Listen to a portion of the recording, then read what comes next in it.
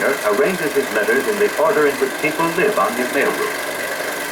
He must know the name of every person who lives on his route and where each one lives.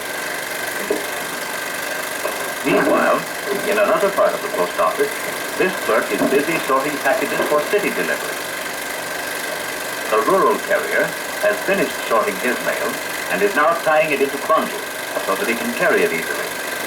He delivers all the mail for the people on his route, including letters, newspapers, magazines, and parcel post packages.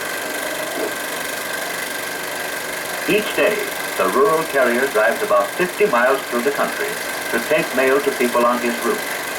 He also picks up mail to take it back to the post office. The rural carrier drives his own car and is paid for the use of it by the post office. And here is the rural carrier as he arrives at grandmother's mailbox. He takes the mail out of the box and puts Mary's letter in. House can see that there's mail in the box.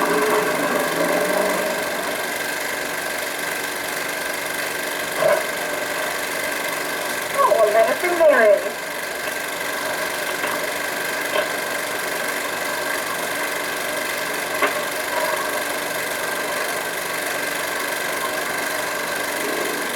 I knew she'd want that dog's blanket and ball.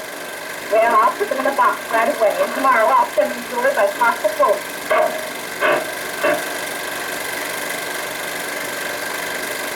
Next morning, Mary's grandmother goes to the mailbox and waits for the rural carrier.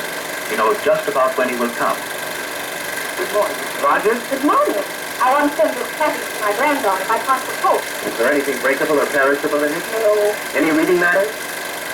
You want to be sure? No, it's just dog's blanket and ball. What do you suppose the postage will be on? Well, it weighs about 2 pounds, I guess, and Bloomington is less than 50 miles away. That's what's in Zone 1. It'll cost you about 12 cents, Mrs. Rogers. All right.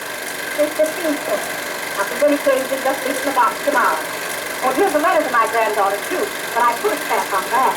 There's your mail, Mrs. Rogers. Thank you. Goodbye. Goodbye.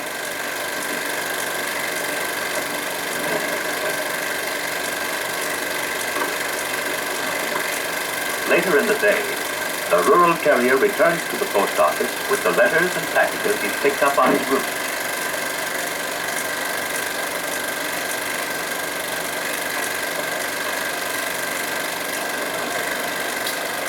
Inside the post office, the packages which the rural carrier has picked up are weighed, stamped, and postmarked by the clerk at the stamp window. The rural carrier must then make a note of the cost of stamps and return the change to grandmother next day. Grandmother's package for Mary goes into a sack along with other packages addressed to the town where Mary lives. Then the sack is locked and sent to the waiting truck.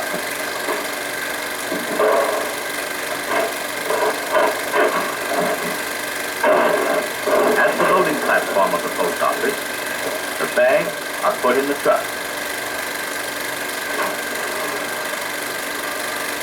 The bags of mail are taken to the railroad station, and when the train arrives, this man loads the pouch containing grandmother's letter to Mary and the sack containing the package onto the train. This man also receives pouches of incoming mail from the train.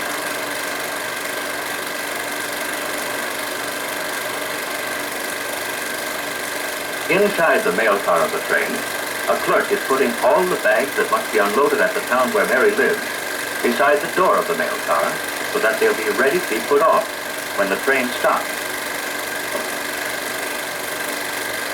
The mail is taken from the train to the loading platform at the rear of the post office at Mary's town. Grandmother's package and letter for Mary are in the bags being unloaded. In the post office, the bags are unlocked and opened. The packages are dumped on the table and then sorted into the different city parcel post routes and the rural routes. The packages for people living in the city will be delivered by parcel post delivery trucks. Early in the morning, the several city mail carriers sort the mail on their route and load it into their packs. When the sack is loaded and ready to take out, it weighs about 50 pounds. Grandmother's letter to Mary is in one of those bundles. In another part of the post office, Grandmother's package to Mary is being put in a sack, ready for delivery. When all the sacks are ready, the driver of the parcel post delivery truck places the packages and sacks in the order of the streets along which he will go. The packages for the beginning of his route are not placed in sacks. Those for the end of the route are placed in sacks to keep them together. Meanwhile, the city mail carrier is delivering letters and magazines to the homes on his route. He walks over his route of 4 or 5 miles twice each day, except Saturday afternoon and Sunday. The postman has just left Grandmother's letter in the mailbox of Mary's house. Here's a letter for you, Mary. For me? It's from Grandma.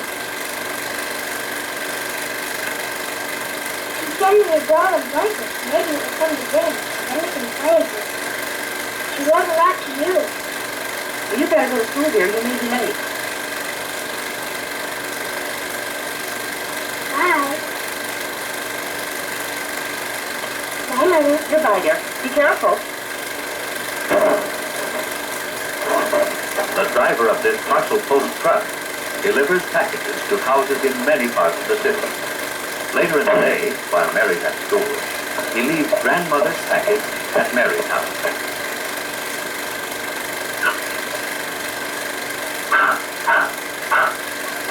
Good morning, Mrs. John. Here's a package for Mary. Well, that's from her grandmother. That must be the dog's ball and blanket. Thanks a lot. You're welcome.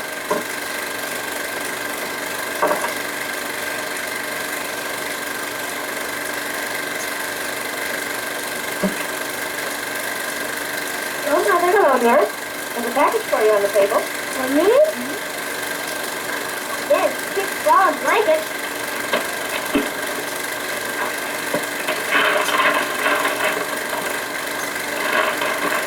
I was just going to take Chips out for a walk. Oh, couldn't I, Mother? Then we can play ball again. All right. Blanket.